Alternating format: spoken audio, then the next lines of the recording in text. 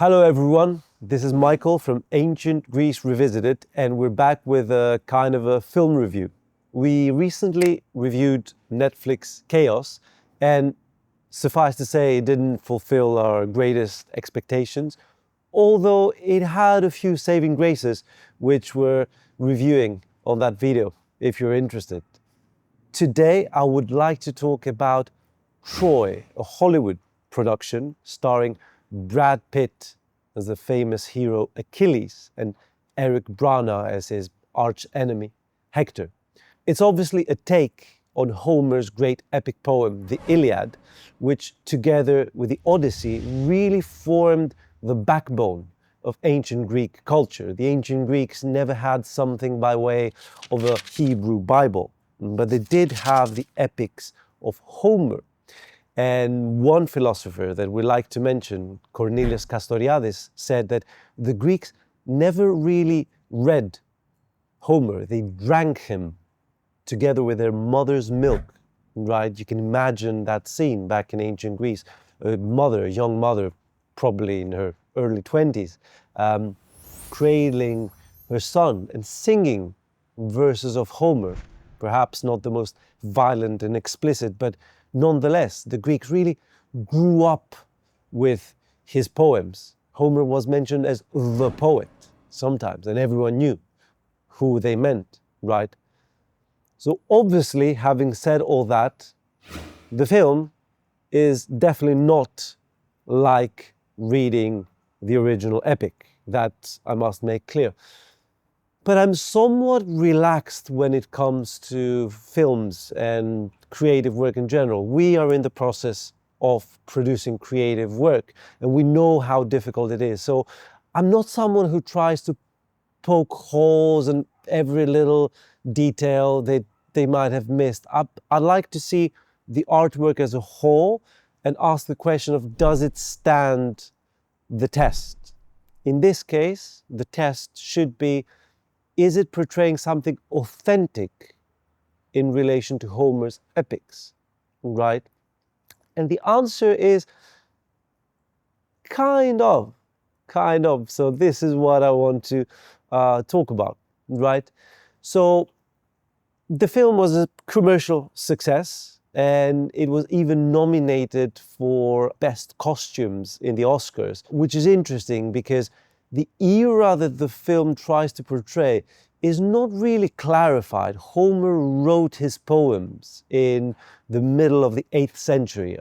Again, Castoriadis said that perhaps the year 740 BC would be a rough date. Obviously, he didn't mean it to the hour, right? It's a very rough date, but it's a working date, 740 BC. By that time, Greek culture was recognizably Greek. The Greeks were organized in city-states and probably fought in the phalanx, for which we made another video that we're quite proud of, using as much of modern technologies as we can.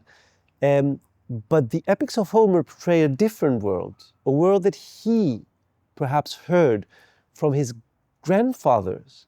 It's a memory of the Bronze Age, of the early Indo-European Greece, where roaming bands of warriors scattered across the Greek mainland, fighting each other for that one asset that was valuable, kleos, fame, immortal, right? And Homer captures that as a kind of a time capsule that must have traveled to him, and he was the greatest bard of his time to recreate that lost world. So the costumes should not have been the Greek phalanx with a hoplite armor. It was something different, and the film does that recreation pretty well. Okay, the casting is good.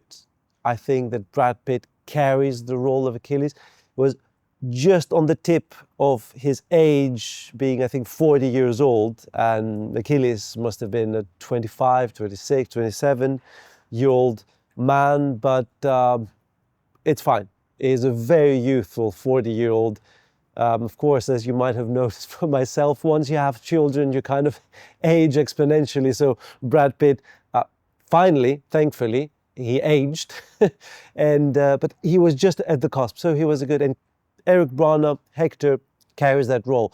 Achilles, as you might remember, was truly arrogant and selfish in a way that would probably alienate modern audiences. So when you watch that film, when you watch Brad Pitt portraying someone who's a bit of a bastard, really, that is intentional.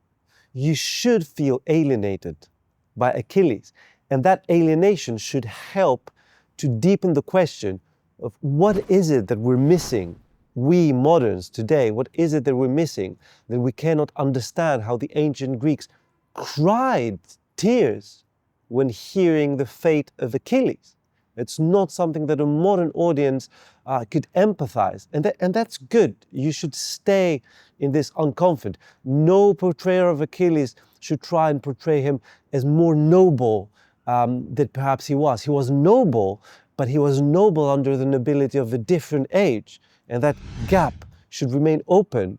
And that gap is what we here in Ancient Greece Revisited are trying to bridge, trying to understand the ancient world as ancient. Hector, on the other hand, is someone that a modern audience would empathize with much more easily. Hector was a defender, he was a father, he was a great son, a great father, a great husband, for all we know, right? He even took breaks from the battlefield to be with his wife a little bit. Many a modern wife would like us to take breaks from our work, and we can't. He took breaks from the battlefield to be with his wife. There's a really tragic scene where in one of these, let's say, breaks, his newborn son doesn't really understand what is happening, doesn't really understand that his father is going to fight till the death, is kind of laughing. And while his wife is crying, and Homer does, as expected, a beautiful portrayal of how his wife's crying sobs mix with his son's cooing innocent laughter in one sound. So Hector is someone we could empathize rather than Achilles, but that difference should remain, and that difference did remain in the portrayal, which was correct. There is one thing, however, that is the most important for us and the reason for this very video. Because watching this film, you might notice there's one very important thing missing, right? What is that? The gods. The Iliad is full of the presence of gods. Gods conspire, gods watch the battlefield of Troy, almost like a modern would be playing a video game, interacting, occasionally interrupting, following some kind of agreement amongst themselves. They go down in human form, they fight against other heroes, sometimes they're wounded. The great war god Ares is defeated on the battlefield in a way, although he is a god, a very unique Greek conception.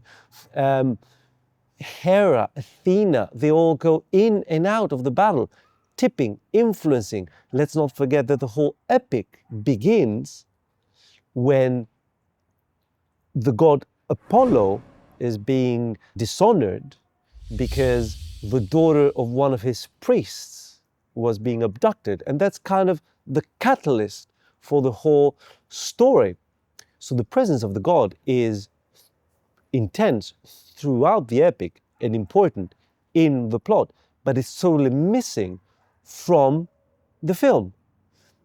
And that's what makes it an interesting film, because it's the ability to remove the gods while the story remaining intact that reminds us something very profound about Greek myths, that they're actually real in a sense, right? They are the divine wrapping of a very natural process. They are not there to change the laws of nature. They are the laws of nature. And even if you remove them, you just remove the persona while the laws remain and the story keeps on unfolding. Impoverished, for sure, but pretty much solid as a story, right? Imagine, by contrast, if this were to be done in the Old Testament, or the Hebrew Torah, for that matter, removing God. The whole narrative would collapse. It wouldn't even be a narrative. It would be almost like a joke. You can imagine it would be like a Woody Allen or Monty Python version of the Old Testament, right? Because in the Old Testament, God is actually driving the story, while in the Iliad, it's us, men, who do. And the gods are there around us and interacting with us. And that also reminds me of how much this was true in the original Greek spirit, okay? In the latter epic, the Odyssey, you have a scene, for instance, just before Odysseus is to give his final battle, an older man against a small army of younger men, he and his son, at the end of the Odyssey. And he's naturally scared. And the goddess Athena appears to him, kind of saying, it's all right, you can do it. And then she disappears. She's not there to fight his battle. She just appears and disappears. In a portrayal of a film, you could remove her totally and the story would still stand. Impoverished somewhat, but still standing. As Greek culture progressed, and this progression is obvious in the three great tragic playwrights in the 5th century, from Aeschylus to Sophocles to Euripides, the intervention of the gods becomes more and more integral to the story, where until you reach Euripides, Athena doesn't just appear, she appears and changes the course of events. Like, for instance, you have in Euripides Helen, which is linked to the Trojan War by way of Helen returning back. It's the concept of Deus Ex Machina, ek mechanis theos. The ancient playwrights had a mechanical contraption where they would lower an actor who would portray the god, and he would lower and he would say, stop, I'm the god, and he would sort things out. This is, in a way, more impoverished than missing the gods, because that also tells us that the story hits a dead end. It has to be saved magically, right? The originary Greek idea saw gods very differently. And just as this culture was losing steam at the end of the 5th century, you have this idea of God as a savior, which in some ways predates Christianity, doesn't it? Opens up that little window there. So there you have it. There's another way of seeing Troy instead of poking holes and say this was inaccurate, this was inaccurate. I think it captured something essential, even if it was unintentional. So we're going to keep having these reviews because it's truly linking these modern artifacts with their original version, that we understand both the difference and the similarities. So thank you very much for watching. And we've noticed that many of you subscribers are not getting the notifications, so it would help if you were to click the little bell and get more of our material. As always, thank you very much for watching and stay tuned for more.